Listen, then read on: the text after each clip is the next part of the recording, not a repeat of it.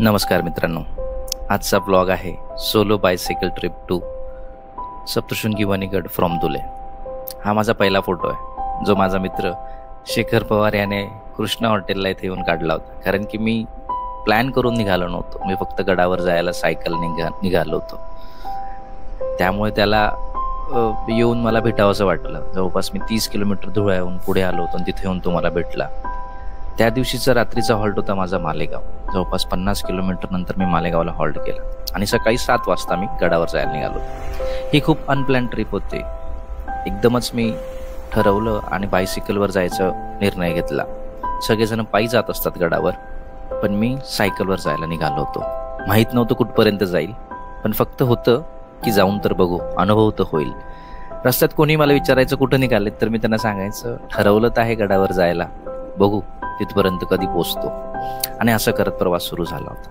रस्त्यात बरेच लोक चालत होते आणि बघताना कळत होतं की इथं बरेच लोक जाऊन त्यांना चहा वगैरे झाला आहे आणि आता सगळं आवरसावर सुरू आहे. मला वाटलं मी 7 म्हणजे खूप लवकर निघालो आहे, पण नंतर कळलं की रात्रीही लोक चालत असतात किंवा मग काही आराम करून पहाटे 4 वाजता पण निघत असतात.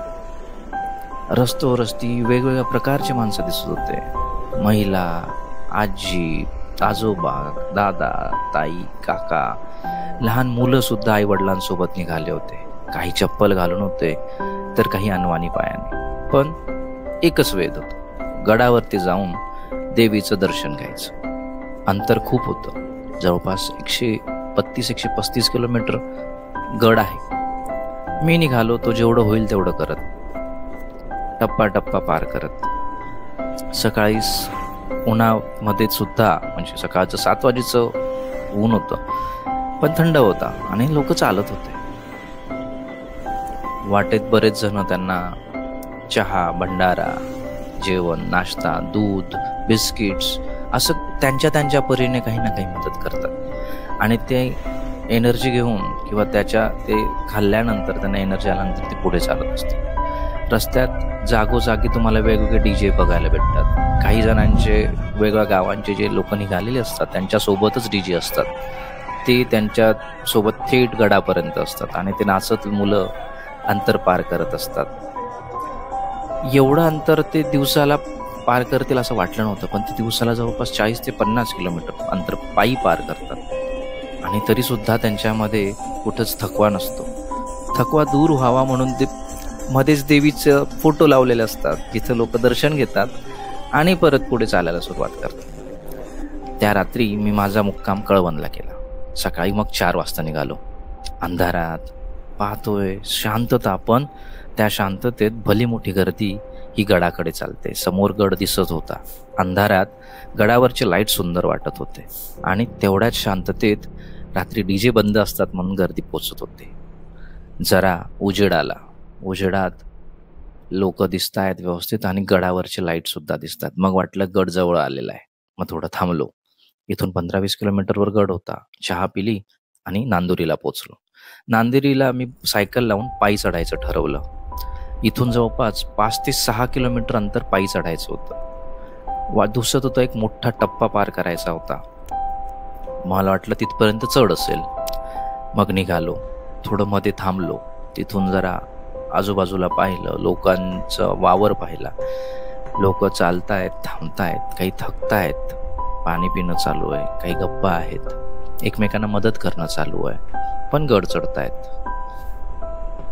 पुढे बघायला आलं की एक काका आपल्या मुलाला खांद्यावर घेऊन गड चढत होते. इथे एकट्याला चढणं मुश्किल आहे, पण तिथे एक बाप आपल्या मुलाला गडावर घेऊन जातोय. देवीचं दर्शन घेतलं आणि पुढे आलो. अफाट गर्दी होती. पट चढत होते. आजी, काकू, मावशी या सगळ्या पटपट चढत होत्या. मग आपल्याला मागे पाडत होत्या.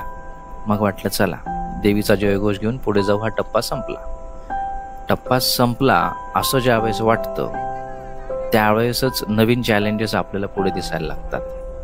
ह्या गर्दीमध्ये सगळेजण आवेशाने चढतायत देवीच्या एका दर्शनासाठी. तसा मी पुढे गेलो आणि पाहतो काय तर अजून एक मोठा टप्पा पार करायचा होता. तोही खूप मोठा होता, चढच होता. बऱ्याच ठिकाणी लिंबू पाणी आणि काकडीचे दुकान आहेत.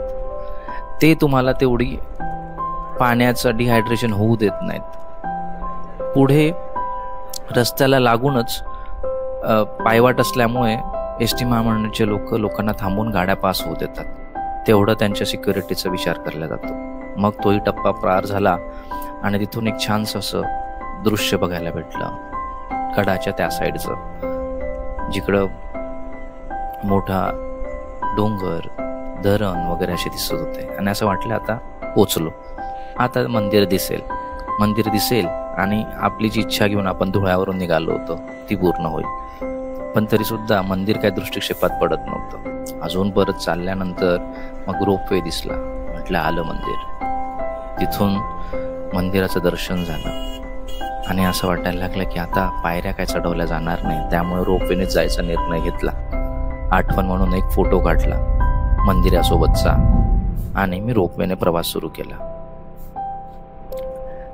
तिथे गर्दी एवढी होती, पण त्या गर्दीतली बाजूला देवीचं दर्शन होणं खूप महत्त्वाचं होतं आणि ते छान असं देवीचं दर्शन झालं. ज्या गोष्टीसाठी अट्टहास होता ती गोष्ट पूर्ण झाली की सायकलवर येऊन आज देवीचं दर्शन झालंय. आणि त्याच खुशीत, त्याच एक याच्यात मी परतीचा प्रवास सुरू केला. रोपवेने रिटर्न येताना सगळ्यांच्या चेहऱ्यावरती आनंद होता. बऱ्याचशा मनातल्या इच्छा पूर्ण झाल्या होत्या.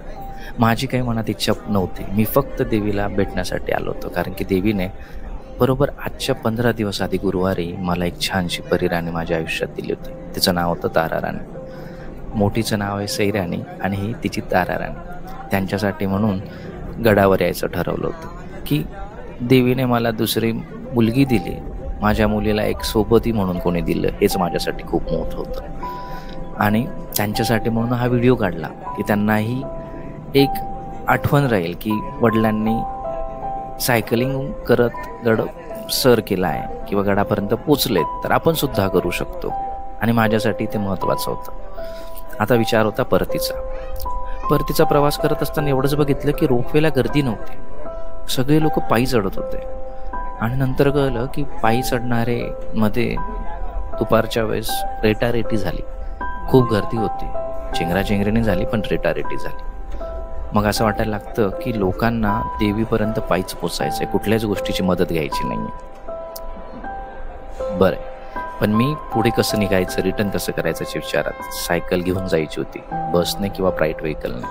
मग गडाच्या खाली उतरत असताना एक विहंगम दृश्य दिसलं.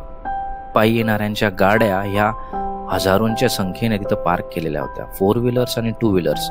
एवढे लोक जर आलेले आहेत, ते पायी चढले आहेत, तिथं चेंगराचेंगरी किंवा चेंगराचेंगरी होऊ नये, पण रेटारेटी होणं साहजिक होतं. मी जवळपास 132 किलोमीटर अंतर पार केलं होतं. धुळे, मालेगाव, लखमापूर, लोणार करत मी कळवण मार्गे गडावर पोचलो होतो. ते जवळपास 132 किलोमीटर अंतर मी माझ्या सायकलने पार केलं होतं, 2 ठिकाणी थांबा घेऊन.